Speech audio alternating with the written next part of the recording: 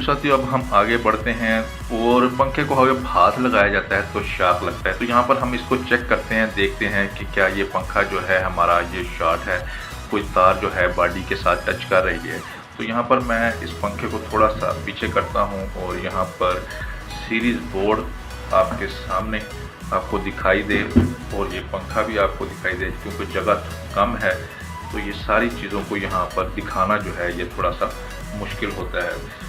तो यहाँ पर मैं इसकी केबल सीरीज़ लीड की तार जो है उसको यहाँ पर इसकी सॉकेट में लगा लेते हैं और यहाँ पर अब इसकी दोनों लीड जो हैं इनको मैं आपस में मिलाता हूँ। तो आप यहाँ पर देख सकते हैं कि जो लैंप है हमारा वो ग्लो कर रहा है। तो आपने इसकी प्लग को, केबल के प्लग को आपने पकड़ के किसी एक आपने पिन के ऊपर आपने एक तार लगा देनी है और पंखे के साथ आपने इसकी दूसरी तार को मस करना है।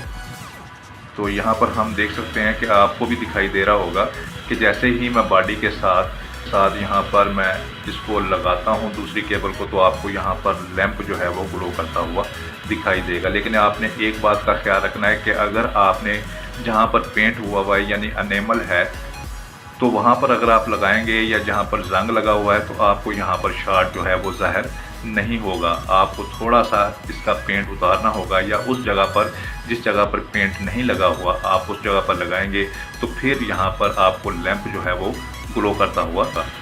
तो आपको वहाँ पर लैंप ग्लो करता हुआ दिखाई देगा। यहाँ पर आप देख सकते हैं कि मैं इस बोल्ट के ऊपर जब लगाता हूँ तो ये लैंप ग्लो करता है। जब ये पेंट वाली जगह पर मैं चेक कर रहा हूँ तो यहाँ पर लैंप जो है ये ग्लो नहीं कर रहा। बिल्कुल इसी तरीके से अगर आपके पास सीरीज टेस्ट बोर्ड नहीं है तो कोई बात नहीं, आपके पास अगर मीटर है तो आप मीटर के साथ भी इसके शॉर्ट को चेक कर सकते हैं। तो आपने यहाँ पर इसकी नॉब को कंटिन्यूटी के ऊपर यहाँ पर आपने सेट कर लेना इसे और यहाँ पर आप इसकी बीप को चेक करें, आपको इसमें से आवाज़ सुनाई दे रही है। उसके बाद वैसे ही आपने जैसे पहले सीरीज टेस्ट बोर्ड के ऊपर हमने चेक किया है, इसकी एक आपने पिन के ऊपर अपने प्रोब को लगाना है और उसके बाद आपने किसी ऐसी जगह पर, देखें मैं यहाँ पर पेंट के ऊपर लगा रहा हूँ तो यहाँ पर किसी किस्म की कंटिन्यूटी जो है वो ज़ाहिर नहीं हो रही। तो मैं यहाँ पर थोड़ा सा इसके पेंट को यहाँ से उतारने के बाद यहाँ पर लगाता हूँ तो आप देख सकते हैं कि आपको इसकी बीप की आवाज़ जो है सुनाई दे रही है। यानी कि हमारा मीटर जो है ये भी इसकी डिस्प्ले के ऊपर ये जो डिजिट हैं और इसकी साउंड जो है इस बात की इशारा कर रही है कि ये जो पंखा है ये शॉर्ट है, यानी कि इसकी बॉडी जो है ये शॉर्ट है। साथियों अब यहाँ पर दो बातें हैं। एक तो इसकी वाइंडिंग के अंदर पेपर कहीं से फट चुका है, ख़राब हो चुका है, तो वाइंडिंग की जो तार है स्टेटर के साथ किसी जगह पर टच कर रही है, इसलिए ये शॉर्ट है। दूसरा, इसकी तारें जो वाइंडिंग में से बाहर आई हैं और यहाँ पर रेगुलेटर के साथ लगी हुई है या इसकी मेन जो तार है कहीं से उसके ऊपर से इंसुलेशन जो है उतर चुकी है और बॉडी के साथ वो टच कर रही है, तो इस वजह से ये शॉर्ट ज़ाहिर कर रहा है। अगर तो साथियों इसकी वाइंडिंग का मसला है तो फिर ये तो कोई उस्ताद जो कारीगर है तो वो ही इसको बेहतर तरीके से इसका शॉर्ट जो है ये दूर कर सकता है। लेकिन अगर इसकी वाइंडिंग में से आने वाली जो तारें बाहर निकल रही हैं वहाँ से किसी जगह से इंसुलेशन वगैरह ख़राब हो चुकी है तो आप बड़ी आसानी के साथ उस मसले को आप हल कर सकते हैं। लेकिन अगर आप मुझसे छोटे हैं तो प्यार से, अगर आप मुझसे बड़े हैं तो अदब के साथ, कि अगर आप इसकी अलफ बे जीम दाल से वाक़फियत रखते हैं तो फिर आपको ज़रूर से खोल के इस नुक्स को दूर करना चाहिए। लेकिन अगर आप बिल्कुल वाक़फियत नहीं रखते तो बराए मेहरबानी फिर आप इस अमल से दूर रहिए, आप खुद इसको ठीक करने की कोशिश मत कीजिए। फिर ज़्यादा बेहतर यही रहेगा कि आप किसी इलेक्ट्रिशियन के पास इसको ले जाएं और इसको जाके वहाँ से ठीक करवाएं। आपने हर हाल में सेफ्टी प्रिकॉशन का ख्याल रखना है। तो यहाँ पर एक तो जो चीज़ देखने में आ रही है वो ये देखें कि यहाँ पर जो इसकी केबल है मेन, इस पे ऊपर रबर स्टेन रिलीफ का इस्तेमाल नहीं किया गया, यानी कि इसके ऊपर रबर स्टेन रिलीफ का इस्तेमाल करना चाहिए था लेकिन नहीं किया गया। इसकी वजह से भी अमूमी तौर पर ये देखें, ये आपने ज़रूर लगाना है। यहाँ पर अगर आप नहीं लगाएंगे तो यहाँ पर जो होल बना हुआ है यहाँ पर ये हिस्सा जो होता है ये शार्प होता है और मुशाहदे में ये बात आई है कि अगर यहाँ पर आपने रबड़ का ये टुकड़ा नहीं लगाया तो ये केबल जो होगी यहाँ पर कट लगने की वजह से इसके साथ बॉडी के साथ टच करेगी और आपका पंखा जो होगा ये शॉर्ट करेगा। अब मज़ीद मैं इसको मज़ीद करते हैं और ओपन करने के बाद इसको चेक करते हैं।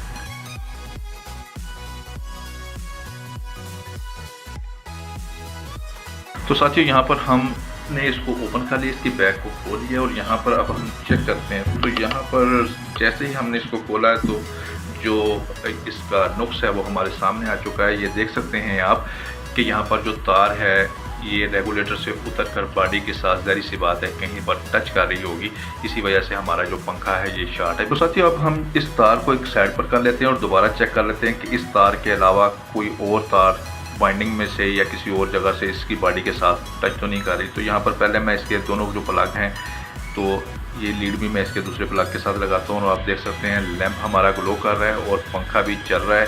अब मैं इसकी बॉडी के साथ इसको टच करता हूँ तो आप देख सकते हैं किसी भी जगह लगाने पर हमारा लैंप जो है ये ग्लो नहीं कर रहा है। इसका मतलब है कि जो शॉर्ट बॉडी के साथ टच कर रही थी तार वो यही वाली थी। तो साथियों यहाँ पर मैं रबड़ स्टेंस रिलीफ जो है वो भी यहाँ पर लगा लूँ और इस तार को भी मुकर्रर जगह पर लगा लूँ, तो फिर हम मज़ीद आगे बढ़ते हैं। अब मेरे दोस्त यहाँ पर आपने तारों को बागौर देखना है कि किसी जगह पर कोई तार किसी तरह भी बॉडी के साथ टच ना कर रही हो और जो तारें हैं उनके ऊपर स्लीव वगैरह चढ़ी हो और कैपेसिटर जो है अपनी मुकर्रर जगह के ऊपर इसको लगाया गया हो। यहाँ पर मैं आपको दिखाने की कोशिश करता हूँ कि कैपेसिटर को आपने इसी जगह पर जहाँ इसका पॉइंट बना हुआ है और स्क्रू की मदद से आपने इसको यहाँ पर कस देना है। बाज़ मरतबा यूँ होता है कि कैपेसिटर जो होता है इसके ऊपर सोल्यूशन टेप वगैरह करके और यहाँ पर इन पॉइंट के ऊपर भी स्लीव वगैरह नहीं चढ़ाई जाती, जिसकी वजह से कैपेसिटर इसके अंदर आज़ादाना घूम रहा होता है और वो बॉडी के साथ इसकी कोई ना कोई एक जो पॉइंट होता है वो बॉडी के साथ मस करता है, टच करता है, जिसकी वजह से ये पंखा जो होता है ये शॉर्ट होता है। तो वाइंडिंग में से आने वाली तारों को भी बगौर देखें कि किसी जगह पर कोई ऐसी तार जो बॉडी के साथ टच कर रही हो, इनके ऊपर भी स्लीव का इस्तेमाल होना चाहिए। कोशिश की जानी चाहिए कि ये जो तारें हैं इन पर ज़्यादा से ज़्यादा लंबी स्लीव जो है वो चढ़ाई जाए। ठीक है, इस्तेमाल से दोस्तों इसके जो पंखे के साथ तारें हैं उनके टच करने का अंदेशा जो होता है वो कम हो जाता है। अगर मैं दोस्तों बात करूं इसकी वाइंडिंग की तो बाज़ मरतबा बुशों में बहुत ज़्यादा ऑयल डालने की वजह से इसकी वाइंडिंग के अंदर भी तेल चला जाता है, जिसकी वजह से इसकी वाइंडिंग जो होती है उसका पेपर वगैरह जो होता है वो ख़राब हो जाता है। बाज़ मरतबा ऐसा होता है कि बाहर बारिश में या किसी नमी वाली जगह पर पंखा पड़ा रहने की वजह से इसकी वाइंडिंग जो होती है उसके अंदर भी नमी चली जाती है, इसका पेपर जो होता है ख़राब हो जाता है, गल जाता है। किसी जगह से पेपर अगर फट गया, वाइंडिंग की कोई तार भी स्टेटर के साथ अगर टच करेगी तो फिर पंखा जो होगा ये शॉर्ट हो जाएगा। अगर आपने घर में सही करना है तो आप कोशिश करें कि इतने हिस्से को ही आप देखें और इसमें जो है इनको आप देखें कि कोई जो तार है बॉडी के साथ टच ना कर रही हो। अगर आपको कोई बॉडी के साथ टच करती हुई तार या किसी जगह से ऐसी तार जिसके ऊपर से इंसुलेशन वगैरह उतर गई हो और उसका कंडक्टर आपको नंगा दिखाई दे रहा है तो आप उसके ऊपर सोल्यूशन टेप कर दें या उसके ऊपर आप स्लीव चढ़ा दें। अगर आपको इसमें से किसी किस्म का प्रॉब्लम दिखाई नहीं देता, आपको महसूस होता है कि ये वाइंडिंग के अंदर नुक्स है, तो फिर किसी माहिर कारीगर से इसको आप दोबारा रिवाइंड ही करवा लें तो वो ज़्यादा बेहतर है।